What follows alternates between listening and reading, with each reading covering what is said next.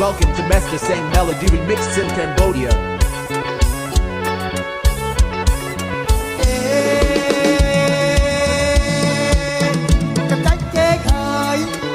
จะโหลดตุ๊กดวงกรอล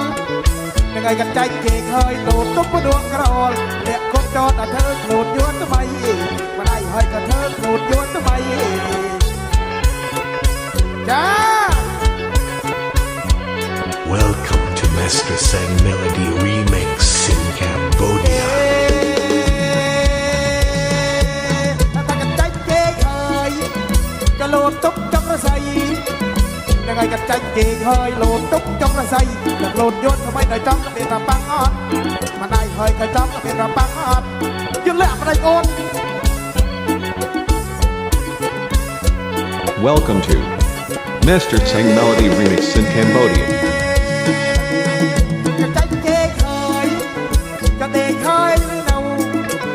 ยังไงจะใจเก่งเฮยจะเด็กเฮยหรือเนาเรื่องวันปักเต้ากับมองกันจูอาโซดมาได้เฮยกับตากันจูอาโซ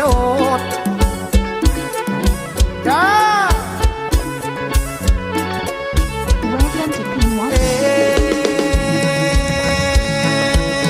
ตากันจูแตงแตงจะแกล้งบ้างเดระโหดยังไงกันจูแตงแตงจะแกล้งบ้างเดระโหดจูอาโซดจะอ้อยบางจนลีมาได้เฮยก็อ้อยบางจนลีจ้า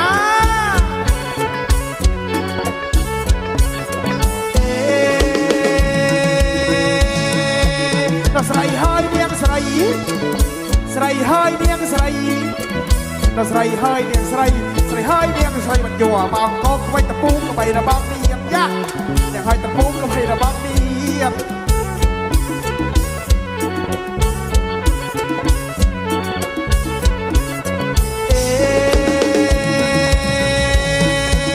จะอยู่บ้านเนี่ยยากระทำกันสัตว์อัดเรียนจะอยู่บ้านเนี่ยยากระสัตว์อัดเรียนมาอยู่กี่เนี่ยเมียจะเด็ดถูกเคยจะเลยมาได้หอยจะเด็ดถูกเคยจะเลย